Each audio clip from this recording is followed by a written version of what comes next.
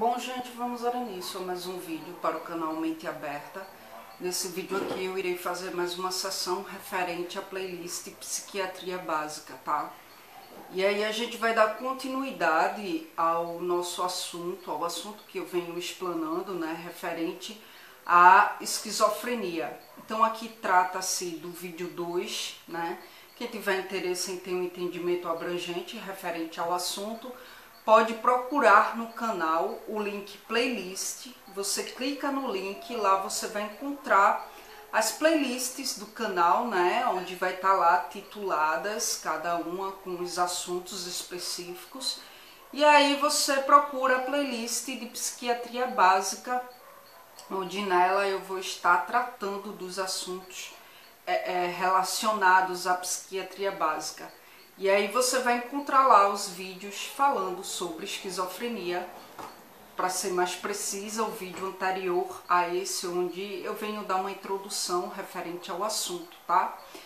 Nesse vídeo aqui em específico, eu vou conversar com vocês sobre o quadro agudo da esquizofrenia.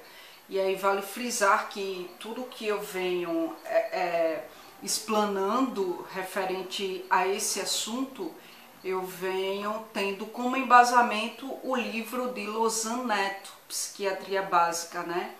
E aí Lausanne, quando ele fala do quadro agudo da esquizofrenia, ele refere-se a um quadro de desenvolvimento rápido, né? É um quadro intenso, digamos assim. Por isso a palavra agudo. Agudo nos remete a algo intenso, algo alto, né? É algo de um desenvolvimento rápido, tá? Então, Lausanne vem nos dizer que, habitualmente, a esquizofrenia ela vai se manifestar pela primeira vez aí no adolescente, né, ou adulto jovem durante a segunda e a terceira década de vida, ou seja, entre aí os 20 aos 30 anos, tá? Então, ele nos diz que o início da doença pode ser um início abrupto ou um início insidioso, certo? E aí, tratando-se desse início aí de forma abrupta, ele vem nos dizer que trata-se de um início repentino, é um início inesperado, né? Já quando ele se refere a esse início de forma insidiosa, ele vem nos dizer que trata-se de um início vagaroso, um início que vai se dando aos poucos, tá? Então, quando o início ele é insidioso, quando trata-se aí de um início que se dá paulatinamente, que se dá vagarosamente, muitas vezes passam-se meses, né, até que o paciente possa ser conduzido para uma avaliação psiquiátrica, tá? E aí as alterações do comportamento vão se dar de forma muito sutil, de forma muito delicada, muito vagarosa em geral. E essa alteração do comportamento ela vai sendo interpretada nos fatos mesmo do cotidiano, tá? E aí o que acontece? O paciente ele vai se tornando mais isolado, né? Ele perde o interesse pelas coisas, ele perde o interesse pelas pessoas que o circundam, ele passa a ficar desmotivado mesmo, não mostra motivação para nada, né? Ele quer apenas ficar no quarto quieto. E aí observa-se, né, em muitos casos, uma queda no rendimento escolar, tratando-se aí de um adolescente, de uma criança que ainda está nesse percurso escolar. Um dos primeiros sinais é essa queda no rendimento escolar, ou até mesmo o abandono dos estudos, o abandono do trabalho, né, tratando-se de um adulto. E aí o que acontece? O indivíduo ele adquire interesses bizarros. Lausanne Neto ele vem falar disso, né, desses interesses bizarros. Por exemplo, o indivíduo ele passa a estudar minuciosamente livros esotéricos, né, ou até mesmo de ficção, e aí o quadro tende a se agravar, né, até que os sintomas psicóticos possam tornar-se aparentes, possam tornar-se evidentes, certo?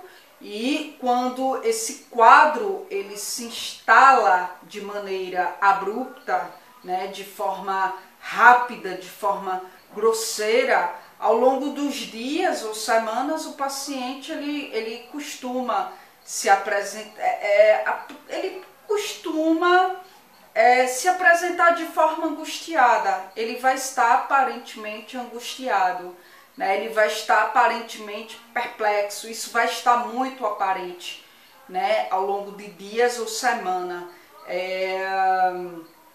Ele vai estar imunido do receio de que algo está para acontecer, e aí ele fica muitas vezes insone. E aí quando Lausanne vem falar desse termo insone, ele quer dizer que o indivíduo ele vai estar muito aparentemente sem sono. Isso vai estar muito acentuado, né? Como também inapetente.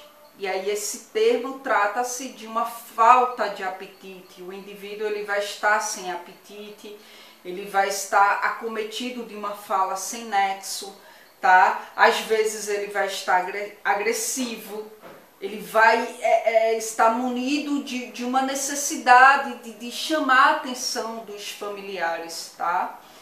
E o paciente ele vai se apresentar então com sintomas psicóticos abundantes, né? Sintomas psicóticos muito aparentes, muito acentuados, muito fortes, né? E aí, algumas vezes, eles vão estar ansiosos mesmo, né? Pela natureza das vivências desorganizadas, das vivências de desorganização de sua personalidade, né? Em alguns momentos ele pode estar em êxtase, ou seja, acometido por um estado emocional fora de si, fora de um mundo sensível. A aparência dele em geral é desleixada, né? E aí vai estar muito acentuado aquela ausência de interesse no cuidado consigo próprio, certo? Então, as ideias delirantes também vão estar presentes, né? Vão estar aí constituídas de diferentes conteúdos e acompanhadas em geral de alucinações, principalmente auditivas, né? O pensamento vai estar bastante desorganizado, vai ser evidente aí uma alteração da motricidade, que aí quando Lausanne fala da motricidade, ele vem se referir ao conjunto de funções nervosas e musculares, né? Que é o conjunto de funções que permite os movimentos voluntários, os movimentos automáticos do corpo. E aí vai estar perceptível uma alteração dessas funções, uma alteração dessa motricidade, né? A pessoa, o indivíduo, ele vai estar munido de uma lentificação, de um negativismo, né? Vai estar aí constituído de sinais catatônicos, tá? E também vai ser notório uma alteração da afetividade. Ele vai estar incongruente, ele vai estar incompatível, ou seja, ele vai estar indiferente, né? Ele vai estar munido de um embotamento, que é uma dificuldade de expressar as emoções, de expressar os afetos, né? Ele vai estar dotado aí de um comportamento pueril, ou seja, de um comportamento meio infantilizado, meio tolo.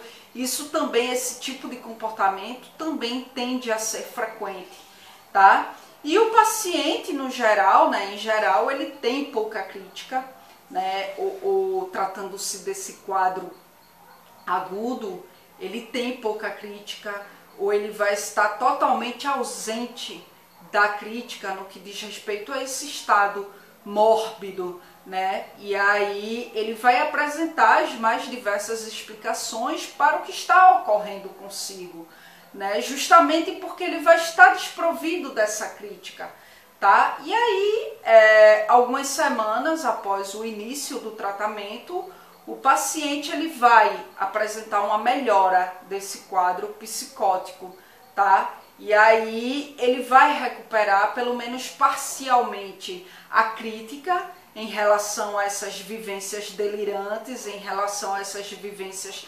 alucinatórias. E aí, quando ele consegue resgatar, mesmo que parcialmente, essa crítica, ele vai perceber que essa vivência, né, era fruto da sua imaginação, tá? E aí, na maioria dos pacientes, irão persistir alguns sintomas, que aí são os sintomas que irão compor o quadro residual da esquizofrenia. E aí, esse quadro residual eu irei explanar no vídeo posterior, tratando-se dessa playlist, né, tratando-se do assunto relacionado à esquizofrenia, tá? Bom, gente, então, para o vídeo não ficar muito longo, vou me ater aqui. Espero que vocês tenham entendido, né, essa explanação referente ao quadro agudo da esquizofrenia. Mas se ficou alguma dúvida referente a esse assunto, ou até mesmo se você tiver alguma dúvida referente a algum outro assunto do canal, você manda um e-mail para mim. O meu e-mail vai estar na descrição do vídeo. E aí eu vou trazer a tua dúvida para dentro da playlist Carla Responde. Eu só peço que você tenha um pouco de paciência, porque eu estou recebendo vários e-mails diários e aí demanda um certo tempo, porque eu atendo por ordem de chegada, então possa ser que demore um pouco até que eu venha atender a sua dúvida, tá bom? E se você também tiver interesse em algum assunto e queira fazer uma solicitação de algum assunto a ser explanado aqui no canal, pode mandar também um e-mail para mim, e aí eu vou trazer a tua solicitação para a playlist a pedido. E aí eis que obedece a mesma regra da playlist Carla Responde. Demanda um certo tempo até que eu venha acessar o seu e-mail e trazer o seu pedido para a playlist a pedido, tá bom? Bom, então é isso, gente. Na descrição do vídeo também vai estar o link das minhas redes sociais, Facebook, Instagram, fanpage. Quem quiser adicionar, seguir, para acompanhar de perto as postagens que eu faço referente aos meus projetos, pode ficar à vontade, tá bom? Eu só não respondo mensagens via redes sociais devido ao excesso de pessoas, então só respondo por e-mail e por ordem de chegada, ok? E na descrição do vídeo também vai estar o meu canal secundário, canal novo, né, tratando-se apenas dos assuntos relacionados à psicanálise. Então, quem tiver interesse nessa área pode acessar, né, o canal, vai estar aqui o link na descrição do vídeo, e aí você acessa e se inscreve lá também, tá certo? Bom, gente, então é isso. Inscrevam-se aqui nesse canal também. Aqui eu abordo vários assuntos dentro de várias áreas. A área a qual eu estou em formação é a psicologia, por isso eu dou uma ênfase maior à psicologia, mas eu sempre estou abordando outros assuntos também, além da psicologia, né, na área de saúde, de exatas, de humanas, sobre as coisas da vida, sobre séries, sobre filmes. Então fiquem à vontade para se inscrever, tá certo? E se tu gostou do vídeo, dá um like. Se não gostou, fique à vontade para dar um dislike. Mas se você quiser, coloca no comentário do vídeo a sua crítica, desde que seja uma crítica construtiva, né, para que daí eu possa ler e possa refletir e melhorar quanto à minha didática no sentido de construir conhecimento aqui com vocês, tá bom? Então, gente, muito obrigada mais uma vez pela atenção de vocês e até a próxima gravação.